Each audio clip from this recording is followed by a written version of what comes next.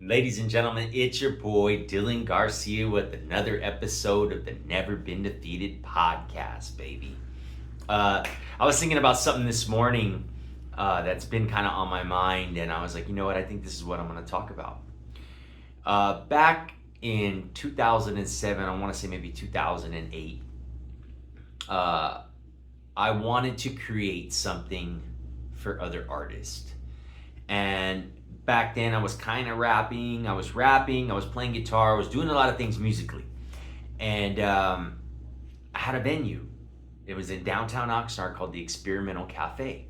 And played a couple shows there just by myself. And I had an idea like, wait, maybe we can get this to really crack off. Like, bring a lot of people in downtown Oxnard in the Woolworth building at the Experimental Cafe. I asked the owner, hey, is it okay if I put on an event one time? Like maybe on a Friday or a Saturday, a hip hop night. And he was really wary about it because they had a lot of acoustic singer-songwriter performers. They also had punk bands and stuff like that. It was a cool little spot. And so I took advantage, but not only for myself, but to give other people opportunity. I wanted to see other people get a chance to perform in front of their people. Back then, I mean, it was just our people coming through. We were just all starting out, you know, like just trying to make something happen. And I was like, well, shit, I got this venue. Why not I see if I can offer opportunities to other artists so they could perform in front of their people, and then I performed last at the end of the night. I thought it was a really great idea. And the very first show, I was going to charge $5 at the door. That was it. And there was $2 Coronas here at the Experimental Cafe. So the first event, it was called Hip Hop Renegades, I think. And I had like Mike Bless on the bill. Had some up and coming artists. I can't remember their names because they don't do music anymore. But we had some up and coming artists. We had Mike Bless there. He's a legend. That's my boy. I've known him since 6th, 7th grade. And I wanted it to be a successful event. Now, what I was invested in this event was getting all the flyers done. I got the artwork done for the flyers by my boy Adam Santana, who's still my graphic designer to this day. Never used anybody else. And made the flyers. Dropped like about $125, I think, on getting flyers printed. This is like MySpace time I'm talking about. And the only investment that I asked of the artist was just kick in $20. But the first event I did it myself. But afterwards I asked each artist, kick in $20 and you guys get a bunch of flyers to hand to your people. That was it. They got the flyers. I got everything done. The first night was successful. I remember Big Tank showed up. Now that's an 805 legend right there. Locura Terminal. And I think we even had, I'm not 100% sure, but I think we even had Demrick show up through there. And that's when he was going by Young D. Like everyone was talking about it like, I used to go by Able Gigs back then. So it was like, who is this guy Able Gigs putting on these events in Oxnard? Downtown Oxnard, man. I would get all decked out. I'd wear a suit just like I do now, and I didn't even charge anybody the first event because I wanted it to be successful. And we packed the place, man. We packed the place. And you know what? I took a loss. But I knew taking that loss was going to lead to the next show and the next show where everyone saw what I was doing and people would be willing to pay at the door. Not that they weren't willing to. I just decided not to charge. And mainly because I didn't have a door guy either. And I used to perform with my guy, Big Tone. Man, Big Tone all day. Rest in peace, my brother. Me and him used to rock the stage together. Man, those were some really good times. And then more artists started catching on. You know what I mean? And this is what I wanted to touch on. Because after putting on successful shows, about 6 of them, people started hating shit, right? People had to start hating it, right? Because they were successful. And other people figured, well, let's get rid of Able Gigs and let's do it ourselves. Let's do something like what he's doing. And back then, ownership had changed. So the new owner was up for any kind of event because he was trying to make money. And we put on the event, man. I remember, I think towards the end, the last successful show I put on, I must have made like $700 that night. But I was hustling, man, handing out flyers. I was doing a lot of work.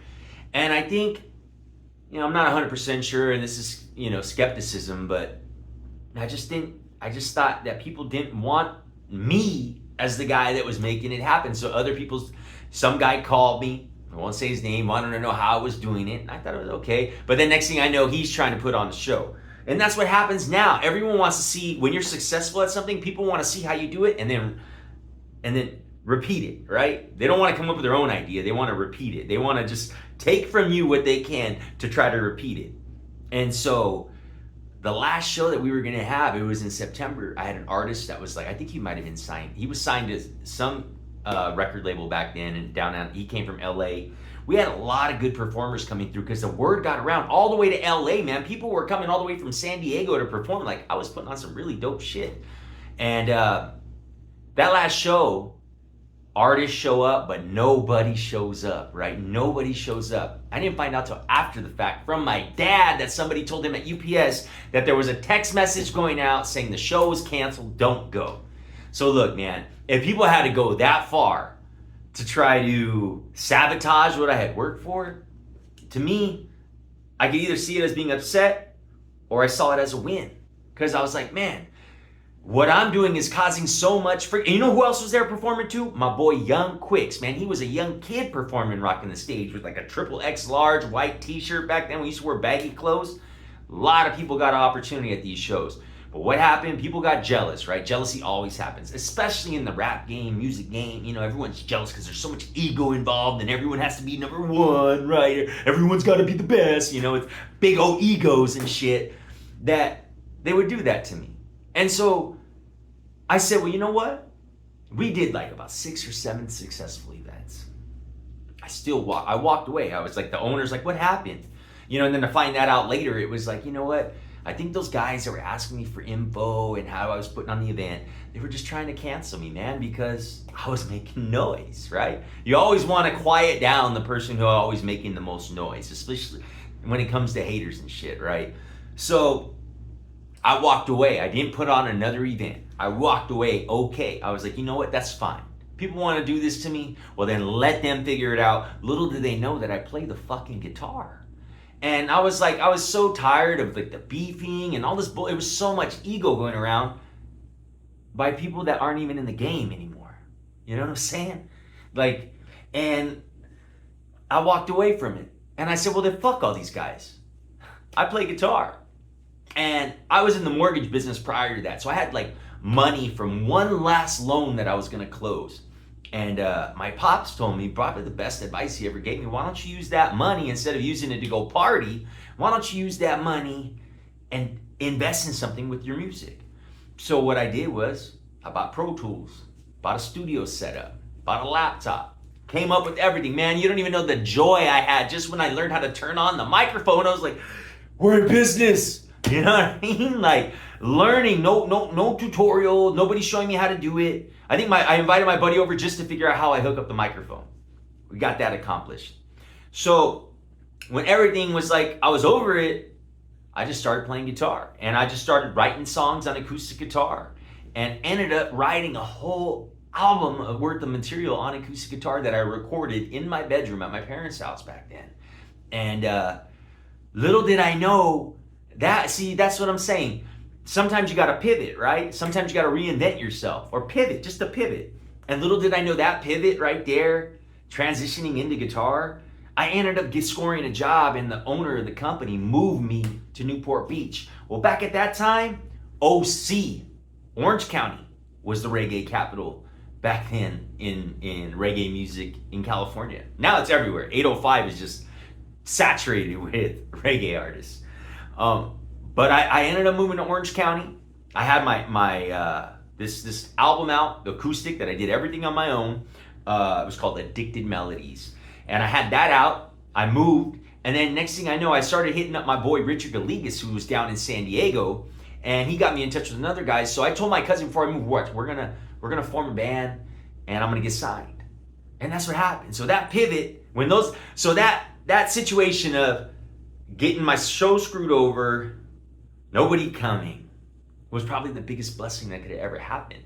And so I pivoted, and now I'm in Newport Beach. Luckily, a guy finds my music on MySpace, who was connected to a promoter out there.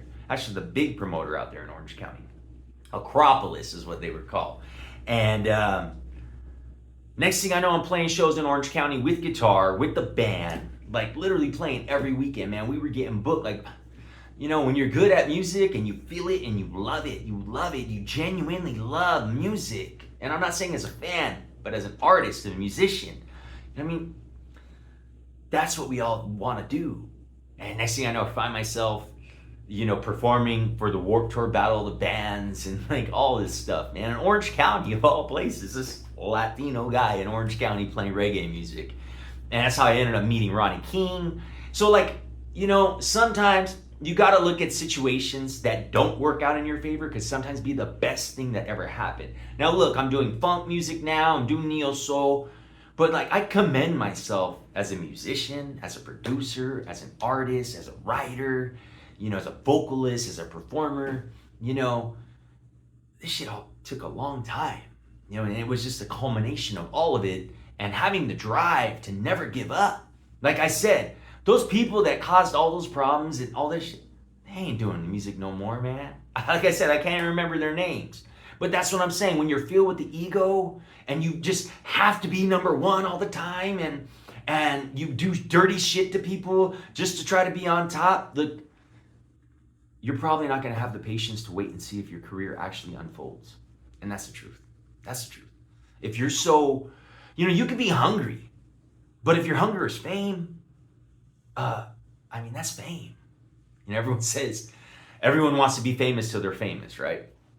Now, for me, that kind of stuff, to me, some people see me, you're famous, but like to me, I don't consider myself that, man. I consider myself just an ordinary guy who loves making music and works really hard.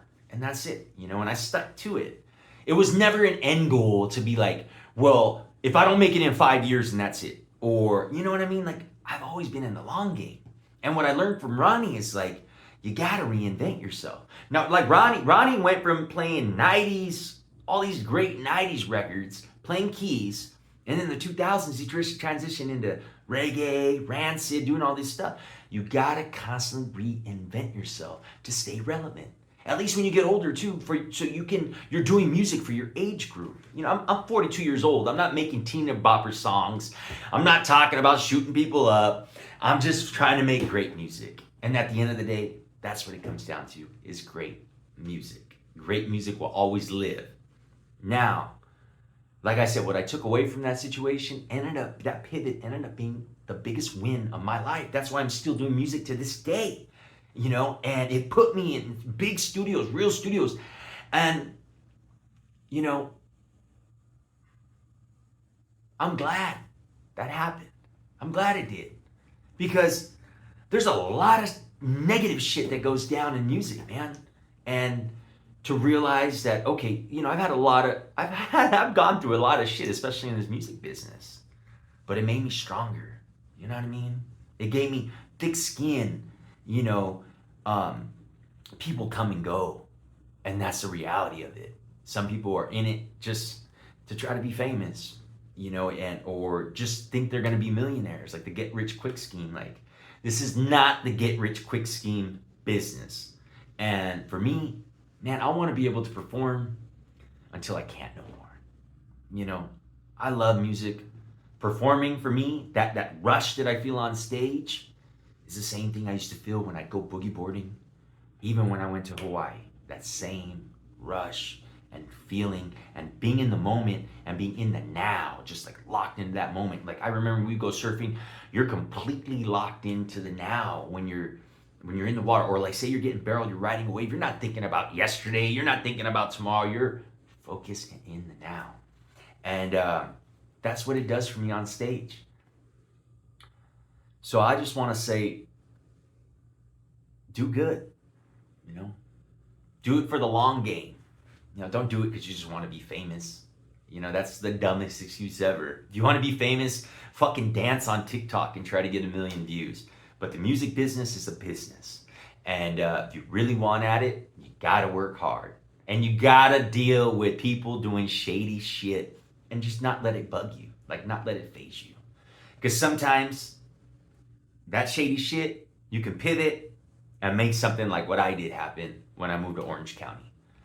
Like I said, I wrote an acoustic album. Little people didn't even know that I even played guitar. Like, that's what I'm saying. Like, I'm a multifaceted musician, artist, producer, and this all took time, man. This all started from the guy buying his guitar in sophomore year of college, and literally when I wasn't studying, I was beating on that guitar, learning how to play guitar, beating on it, like no instruction, just trying to figure it out. And eventually I did.